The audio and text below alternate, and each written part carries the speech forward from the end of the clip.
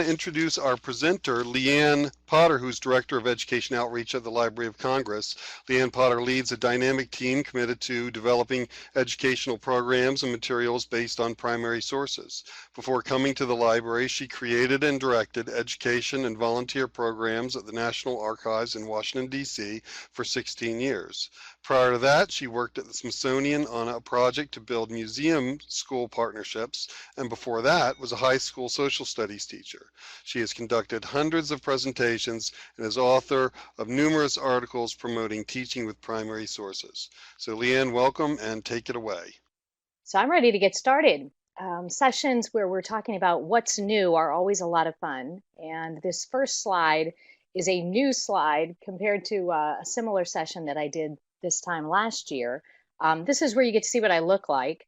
And the reason I've included it is actually sort of a shout out to my mom and dad who participated in last year's session and gave me a hard time about how difficult it was to participate in a session and not know who was actually talking. They wanted to know what the presenter looked like. So there's the shout out for mom and dad, and now we'll get started. I suspect that many of you had an interest in this session because you like things that are new. And I do as well.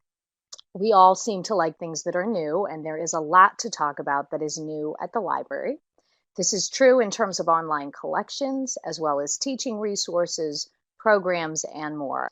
So let's start with this butterfly. What is it about a butterfly that suggests new? Yes, just emerged from a chrysalis. Excellent. Rebirth and growth, metamorphosis, new beginning. Perfect. I love all these answers. That's what I think of as well. I think of springtime when I see butterflies. And I thought, well, I stumbled on this butterfly in the library's collections. It's a new object that's available online from the library. And when I saw it, I absolutely was thinking about what was new, but then I saw another image that had a connection to it. So I'm going to show it to you all and see what you think. So what if I paired this butterfly with this other photograph? And when I do that, does the new thing we were just looking at suddenly become an old thing? Or perhaps just different? Or maybe unexpected? In both cases, we are looking at images of this butterfly. Of course, the image on the left we're sort of distorted in terms of its size and whatnot. We think it's bigger than it is because the actual butterfly is a little cardboard butterfly that is in the picture on the right sitting on Walt Whitman's finger. That photograph and the card, and that butterfly card, by the way, is actually part of an Easter card that Walt Whitman received in 1877 and took his photograph with it. In the picture that's on the right. I love that, Cynthia, exactly. The new butterfly becomes part of the old image. But in this case, both the butterfly and this photograph are new to the library's website, and I'll tell you a little bit more about them in just a little bit. But a presentation on what is new at the Library of Congress really would be completely inaccurate if I didn't start by telling you about a new person at the Library of Congress. Many of you are already aware that on September the 14th, the Library of Congress welcomed Dr. Carla Hayden as the 14th Librarian of Congress. She was sworn in a ceremony in the Jefferson Building, and we are very excited by her energy and looking forward to her leadership. So welcome, Dr. Hayden, to the Library of Congress. In the past year, well, actually, as I was preparing for this session, I sent a note to a colleague of mine who works in our web services division. And I said, hey, I know there's been a ton digitized this year, and I'd love to, if you could send me a list so I can really capture everything, I'd love it. And he did. He shared a list with me, and I was blown away. It was a really lengthy spreadsheet. It was more than 10 pages long, and needless to say, I don't have time to talk about everything, but I will be sharing just some highlights. And the items I'm going to share with you come from the papers of Walt Whitman, as well as some new historic newspaper collections and World War I artwork, some public radio and television recordings, as well as some slave narratives. All of these are new to the library site, and I hope that as I share these highlights, I am able to reinforce for you our Teaching with Primary Sources program philosophy, and that is that primary sources are powerful teaching tools that can inspire and fascinate and engage learners of all ages and in every subject.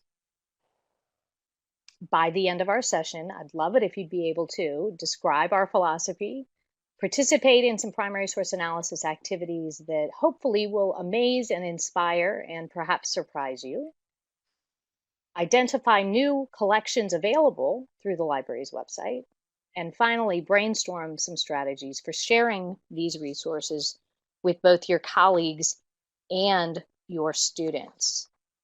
So let's really get started. I'd like to ask you to focus your attention for a minute on this newly available item. And for those of you who are familiar with the library's primary source analysis tool, asking you to observe and reflect and question should not come as a surprise. So I'm curious, what do you see? And what does it make you think? And perhaps what does it make you wonder? What kind of a document is this? Who wrote it? What are all these scribbles about? Is there anything familiar about it? Okay, I see handwritten notes, a draft, edits. It looks like someone is editing it. Perfect. Do you know this particular document? You can kind of look up close at it. Perfect. Yeah, Deborah, a poem by Walt Whitman about Lincoln. That's exactly right. Oh, Captain, my Captain. Good, Julia, work in progress. All of these are excellent. Looks like the original editing, possibly by Whitman. Yep. And the first time I saw this item, I did exactly the same thing. I was so excited, wondering whose writing is that? You know, whose handwriting is it? And is it Walt Whitman's handwriting? And what's going on here? Is he editing the poem as it is being written? Good, Mary, great improvements. It's important when we're sharing materials with our students that we let them find answers to some of their questions by looking at other primary sources. And that's the beauty of having these collections go up in their entirety. So in the case of the Walt Whitman papers, not only does this page that appears to be a draft of some sort appear, but oh, by the way, that's the analysis tool that I made reference to a minute ago. And all of these items are linked, by the way, so you can go back to them afterwards. This additional item is part of the Walt Whitman collection, and it has something to do with the first document that I shared with you. And so my question here is, does the information contained in this little scrap of paper add to or help answer any of the questions that the first item prompted in your mind? It says, Camden, New Jersey, February 8th, 88. Dear Sirs, thank you for the little book number 32, Riverside Literature Series. Somehow, you've got a couple of big perversions in O. Capnon, and I send you a corrected sheet, Walt Whitman. So does this new document shed any light on the questions that you had earlier? Yes, Lori, that's right. It looks like his poem's been edited and he wasn't happy about it. I love that. Gives the purpose of the art perfect. Yeah. That's one of my favorite things about finding these complete collections is being able to pair documents together so that the questions posed by one are possibly answered by another and then give us more of the story. And of course, I love anything that's handwritten and scribbled, like this one in particular. So the Walt Whitman papers have been digitized by the library, and there are some extraordinary items in these collections. Not only, the poetry that we're familiar with, but also photographs and correspondence materials like that butterfly and other cards that you might not expect to exist, but they do. And as a result, there are actually two collections of Walt Whitman papers at the library that have been digitized this year, and all totaled, they contain literally thousands of documents related specifically to Walt Whitman. So if you were ever looking for any good Walt Whitman materials, highly recommend poking around the library's manuscript collections.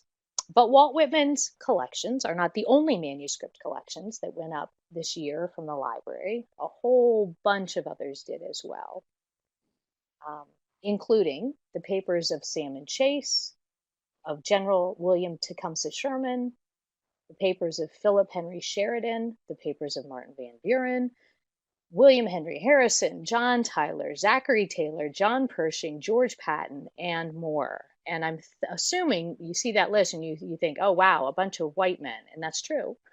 And there are lots of others as well.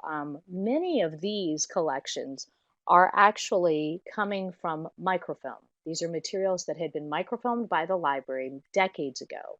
And the microfilm has now been digitized and is now searchable through the library's website as the digital images from the microfilm. And by the way, I want to also mention that there are now 51 manuscript collections available on the library's website. And just to think about some things that are coming, we are gearing up for the 19th Amendment's anniversary. And as a result, you will soon be seeing the papers of Susan B. Anthony and Elizabeth Cady Stanton and Lucretia Mott and others that are in the process of being digitized to be posted on the library's website in the coming year. But in addition to these papers, a collection went up back in February that we were all very excited about. It was the papers of Rosa Parks. In November a year ago, so I guess actually almost 2 years ago now, the Howard G. Buffett Foundation gave the Library of Congress the Rosa Parks collection on an extended loan. And while the papers are at the library, they've been digitized and have now been made available. They contain more than 10,000 items that were the papers of Rosa Parks. They include notes and correspondence and photographs. The collection has letters and birthday cards that school children sent to Rosa Parks. This particular item that is part of the collection is really, I mean, it's one of my favorites. It's notes that she wrote about what happened to her after being arrested, for actions in Montgomery that led to the bus boycott. And she writes, I had been pushed around all my life, and I felt at this moment that I couldn't take it anymore. And then she goes on and talks about what she was feeling at that moment. And there is nothing better than reading a person's words in their own handwriting and getting a real sense of their thoughts. And that's something I think that is really quite extraordinary about the Rosa Parks collection. And I love what you're saying exactly. You're getting a sense of her perspective and a sense of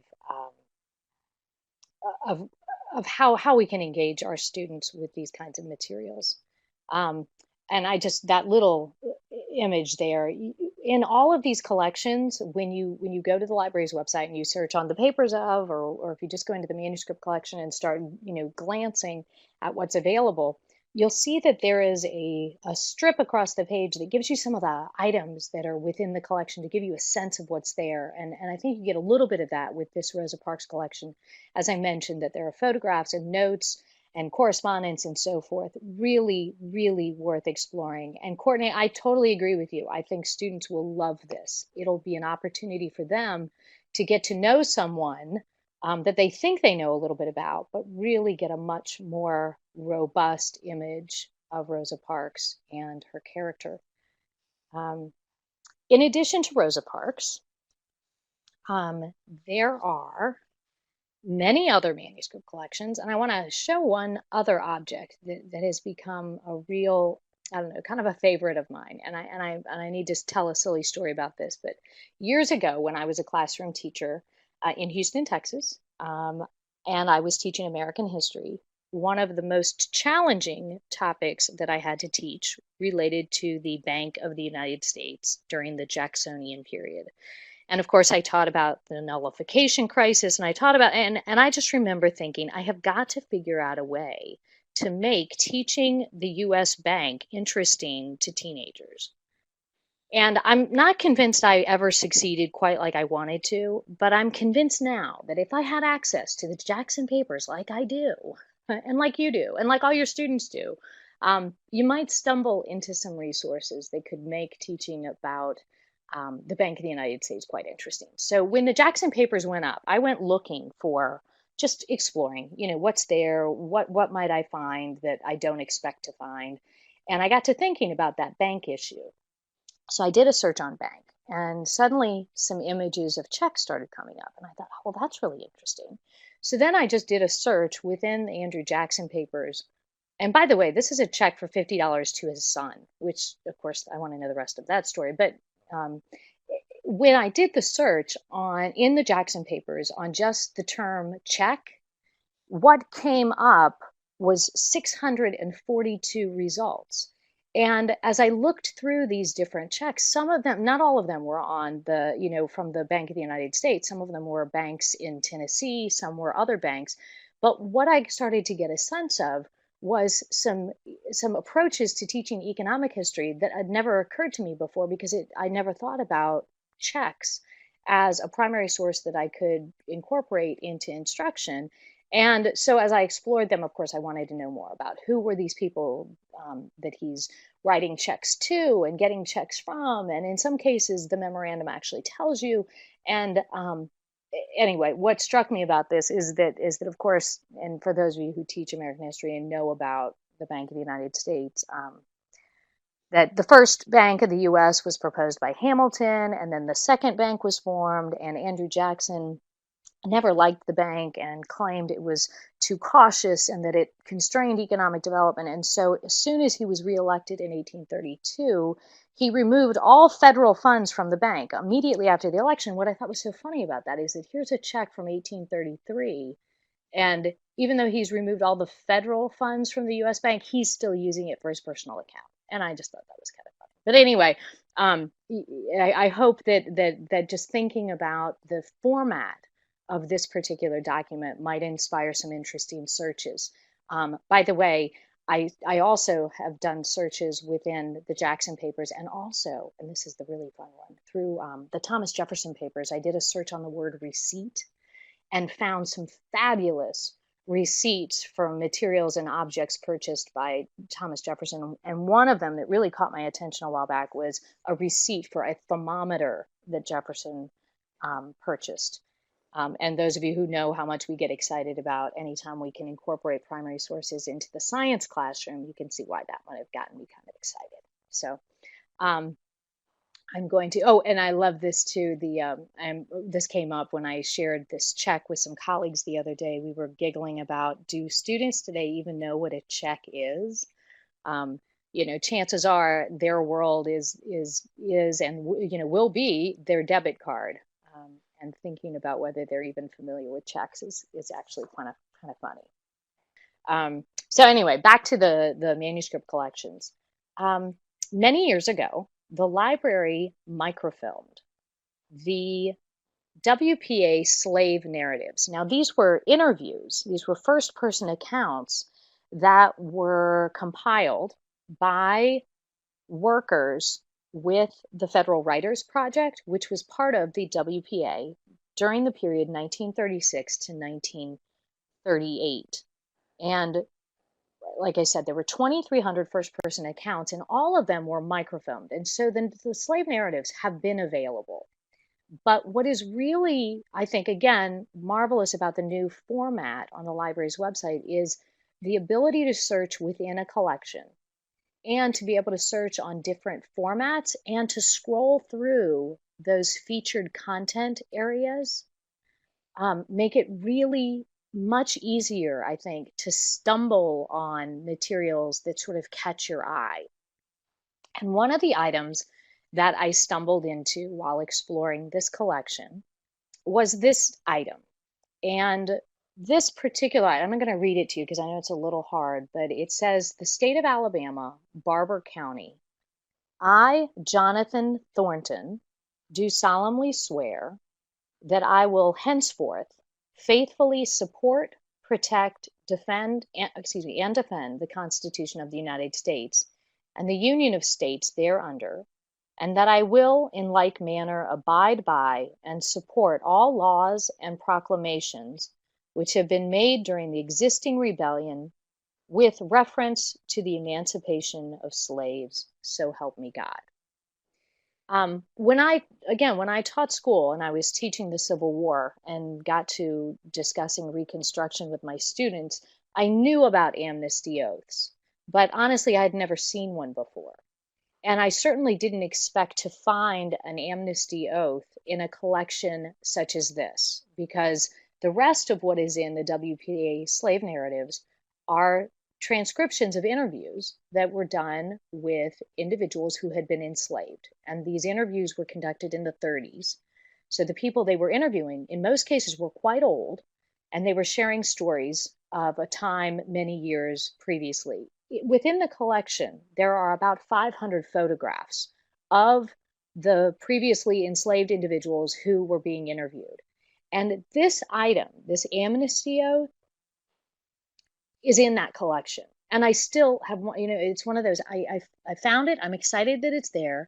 I think there's a great deal of value in it, but I'm not sure how it got there. So I am just very curious about how it landed in that particular collection. But that said, I guess sort of my question for you all is, have you or your students ever stumbled on a document that didn't really belong where you found it, and yet it piqued your curiosity in a way that made it even more valuable? Have you ever stumbled on something in your own research? So many of you know about Chronicling America. And by the way, one of our sessions tomorrow afternoon, I believe it's the one at 4 o'clock, also is focused primarily on Chronicling America. So if you have time, check it out. The Chronicling America website is really amazing. It's supported by both the Library of Congress and the National Endowment for the Humanities. And there literally are tens of millions of newspaper pages that are fully text searchable. And this past year, Chronicling America, well, up until this year, Chronicling America only went back as far as the 1820s. So the amount of coverage in these old newspapers was basically the 1820s to the 1920s. But now, because of 3 collections that have been added, Chronicling America now has materials that go back as far as 1789.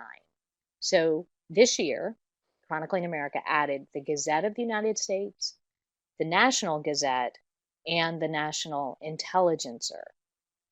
So here's my question for you. What newsworthy topics do you think might have been included in one of these newspapers during the period 1789 to 1809 if I told you that these newspapers covered New York, Philadelphia, and Washington, D.C.? So did anything big happen between 1789 and 1809 in New York, Washington, or Philadelphia? So my daughter is 13 years old, and in her history class right now, they are studying this time period, and I cannot wait to have her start poking around and seeing what she can find. I shared something with her the other day that she got a kick out of, and I'm going to show it to you in just a minute, but I'm going to give you guys another second or two to tell me what you think might have been newsworthy. Yeah, Adrian, excellent. The Constitution, yeah.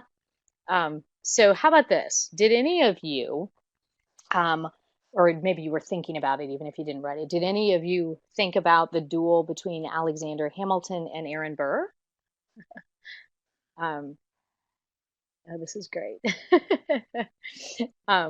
This is what it says. This was the National Intelligencer and Washington Advertiser in Washington, D.C., July 16th, 1804. It's page 3, column 5, and it reads, a duel was fought on the 11th inst, meaning this past 11th, at New York between General Hamilton and Colonel Burr, in which the former was mortally wounded at the first fire and died at 12 o'clock. Both gentlemen fired at the same time. General Hamilton's ball did not touch Colonel Burr. The cause of the duel is said to be political, but it is not definitively stated. How about that? And by the way, the newspapers also ran a great deal of information about Hamilton's funeral procession and included the fact that his horse followed his casket. And those were the details that, like I said, caught my daughter's attention when I shared these news stories with her. Her reaction, by the way, to this one was that there wasn't a lot of detail. You know, it's so matter of fact that it's kind of sad. And I liked her observation. Um, the move of the US Capitol to Washington, D.C. is covered extensively in these three newspapers. Information that really it covers every major event during that time period is now available in these newspapers. And thinking about the potential to introduce students to these topics and to these, you know, to the individuals involved is really exciting. And Lori, I love that you keep writing wow, and Carmen, you too, because that's exactly how I feel. It's like, wow, it's available to us. We can find these things, and Chronicling America makes it very, very easy. More resources. I'm cognizant of time because I want to keep going and I want to make sure I've got time for questions. So I mentioned that Chronicling America is a partnership between the Library of Congress and the National Endowment for the Humanities. The library is involved in a lot of partnerships, and this one is between the Library of Congress and WGBH. It is called the American Archive of Public Broadcasting, and through this partnership, a brand new website recently launched. The website here, and you can link directly to it, but it's simply americanarchive.org. It provides access to a collection of American public radio and television content that dates back to the 1950s.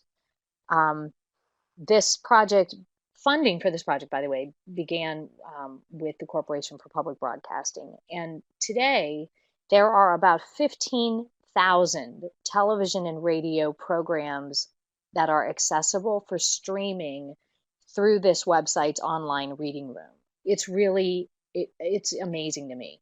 And, you know, whenever anybody tells me that there are 15,000 things available, on the one hand, I get really excited. And on the other hand, I get really kind of frozen because I think, where do you even begin to look at 15,000 objects that could be of real value, particularly when, you know, I've had so many colleagues recently talk about the challenges that the library faces in terms of copyrighted materials.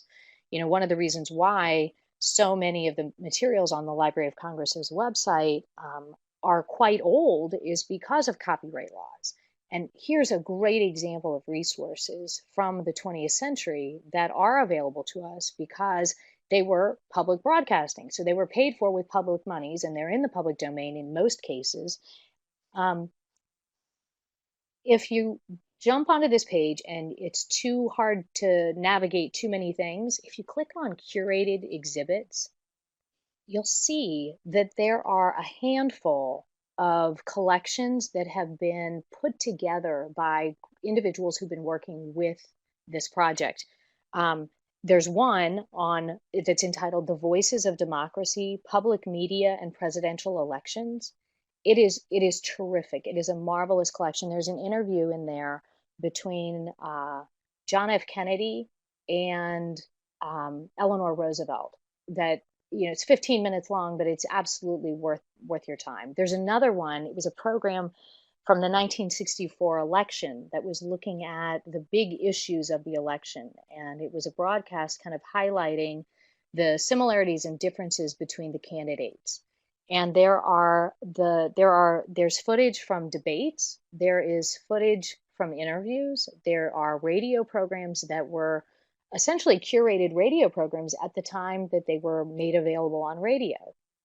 There is another curated collection that is focused on celebrating public broadcast stations and their histories, which is really an interesting way of kind of poking into a local history topic that might not have crossed your mind.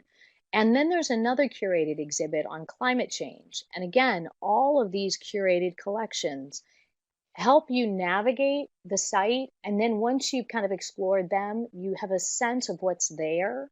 And just having a sense of what's there, I think, helps with searching through the vastness of these collections. But again, these are streaming audio and visual collections from the 20th century, and that's just a marvelous thing to have our hands on. So I'm really excited about this project. I mentioned curated collections. And I want to, oh, and there's one other one, by the way, and it doesn't come up on this image, but another one of the curated exhibits that's available through the American Archive of Public Broadcasting is a collection focused specifically on the civil rights movement. And you can use your imagination as to what public broadcasting had available between the 1950s and really very recently related to civil rights. Absolutely worth exploring. Okay, let's see. Okay, Lori, I'm going to correct you on this one, just so you know. The War of the Worlds, that was a Columbia Broadcasting event, so it was CBS. But you can still find that online too. It's just not on this site. So I mentioned curated collections, and the curated collections that I want to refer to now are the ones that are on the Library of Congress's website. Many of you are already familiar with the library site, so you know how you can go right into the catalog, you can find individual objects, you can go into the various collections and find materials. If you go into the online exhibitions, what you're seeing are online versions of the exhibitions that are available and mounted in the Library of Congress's Jefferson Building, and in some cases in the library's Madison Building. Now, when those physical exhibitions go away, these online ones remain, and we love that. And I really want you to, I hope you hear this. There often are materials in the online collections that are not necessarily in the library's catalog. And what that means is if you go on the library's website and you search on a particular topic that might live in an exhibition but doesn't necessarily live in the online catalog, you may or may not find it right away. So I encourage you to explore the online exhibitions and notice when you're on the exhibitions page at the top left where it says search this site. When you do that, you're only searching within the online exhibitions. So it really does help you narrow what it is you're looking for. This past year, the library mounted 6 new online exhibitions. One of them related to Jacob Riis, one of them related to the Mexican Revolution and the United States. And by the way, that exhibition is in both English and Spanish. There was another exhibition on the America Reads exhibit, which was how's it going to explain this? This particular exhibit features 20 books that were identified as being significant milestone books in American history. And though that exhibit is available online now, there's an exhibit on the jazz singers, and there's also another exhibition entitled Opera Before Instagram that our colleagues in the Performing Arts Division and the Music Division at the library collaborated with our Interpretive Programs Office to create. But the one that caught my eye was an online exhibition on World War I, American artists and their view of the Great War. This exhibit is currently in the Jefferson Building at the library, and it's sort of a precursor exhibition. Next spring, in April of 2017, the Library of Congress will be opening a major exhibition on World War I. And the exhibit, the amount of time that the exhibit is in the Jefferson Building mimics the amount of time the United States was involved in World War I. So the exhibit will be up for quite some time. And what I really like about this online exhibition is that it's giving us just a glimpse of some of the materials that are in the library's collection related to World War I. It features posters, it features drawings, it features items that were both created by the government and by individuals who were involved in the war effort. And many of the stories that emerge from the items in the exhibition, again, they introduce some surprises or some perspectives that you might not have considered. And one of them is this. This item is a poster that is featured in the World War I Artists Exhibition. And it says, "The camp library is yours." And the caption continues. It says, "You will find popular books for fighting men in the recreational buildings and at other points in this camp. Free, no red tape, open every day. Good reading will help you advance. Library War Service, American Library Association." What I really love about the online exhibitions at the library is that not only do you stumble on an object like this that might catch your attention, but you also get the exhibition script. So you get a little more contextual information than you would get if you were just stumbling on the item in the library's catalog. So in this case, not only do we get the object and its citation information, but we also get a little bit more. And in this case, what it tells us is, it says, "U.S. military officials concerned by low literacy rates, even among native-born American soldiers, promoted reading and writing. The American Library Association maintained libraries for servicemen both at home and overseas through its Library War Service, directed by the Librarian of Congress, Herbert Putnam." In this case, artist Charles Buckles Falls, who signed this poster with only an F, designed a number of World War I recruitment posters, as well as those encouraging Americans to donate books and soldiers to use camp libraries. Between 1917 and 1920, some 7 to 10 million books and magazines were distributed to our armed forces. Again, one of those, stories I didn't know a lot about, but now that I know it, I feel like it adds another level, another layer to my understanding of not only World War I and the soldier experience, but some home front information, as well as connections to libraries and literacy that I got pretty excited about. And speaking of getting pretty excited, I have another new thing to tell you about, and this jumps away from new collections and into some new programs. Many of you know that the library has a teacher in residence program, and our teacher in residence program is really terrific. It's a great way for myself and my team to continue learning about things going on in the classroom, to get to know a terrific educator, and for that educator to learn from the library so that we can extend the reach of our programs and materials. And this year, we have a teacher in residence whose name is Teresa St. Angelo. And Teresa is a kindergarten teacher from New Jersey, and she joined us about 6 or 7 weeks ago. And what is so great is we continually talk about primary sources being valuable across the grade spectrum. And Teresa has absolutely proven that that is the case with her 5-year-olds. Some of the activities that she has engaged her 5-year-old kindergartners in with regard to primary sources are really awe-inspiring. And we are excited that Teresa will be sharing a lot of those strategies with all of you in the coming year. By the way, we intend to host a teacher in residence for the 2017-18 school year.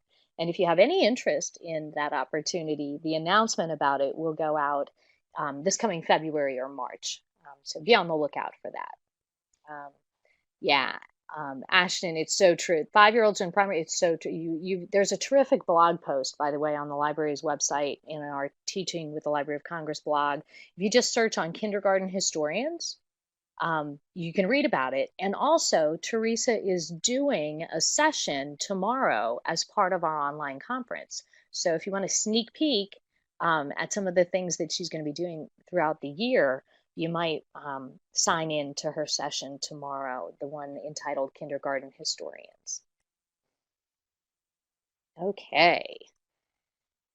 I love telling about this project, so I'm glad I've got a couple more minutes. So Juan Felipe Herrera is the Poet Laureate of the United States, and he became the Poet Laureate a year ago.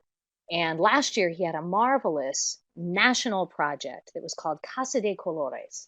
And what he was doing is he was working with groups and individuals all around the country to create an epic poem. This year, he's decided that he wants to work with teachers and librarians and second and third graders all over the country to write a children's book. And the project is called The Technicolor Adventures of Catalina Neon. It is a bilingual illustrated poem that is being created with the help of artist Juan and second and third graders all around the country. So if you go to the read.gov website on the library's site, or you just go to the library and you do a search on Poet Laureate, this is the page that'll come up. And when you're on this page, you can click on the image of the Catalina Neon book and read the first chapter. So Juan, Felipe, and Juana Medina have collaborated to write the first chapter. And now they are inviting classes of students to read that first chapter, get to know Catalina Neon and her little dog Tortilla, and write the next chapter. Write what they think should happen next in Catalina's adventure. And the first round of submissions for the next chapter are going to be due next week. So if you're a second or third grade teacher or librarian, here's an opportunity to get your students creating. And also, these announcements about writing the next chapter are going to come 6 times during the school year. So there are lots of opportunities for participation, and we're really quite excited about the outcome. So we have brand new TPS partners. We are very excited to welcome them into the fold, so to speak. And if you go to our blog, recently our colleague Vivian Awume wrote a marvelous piece welcoming new partners from across the country who are going to be working with us to develop professional development opportunities and more for teachers. There is always something new at the library. I encourage you to keep finding out what's new through press releases and blog posts. At the end of my PowerPoint here, there are links to all kinds of resources that I've made reference to. Here's a way for you to stay connected with us through our blogs and Twitter feed. And there's my contact information, and I really do welcome email.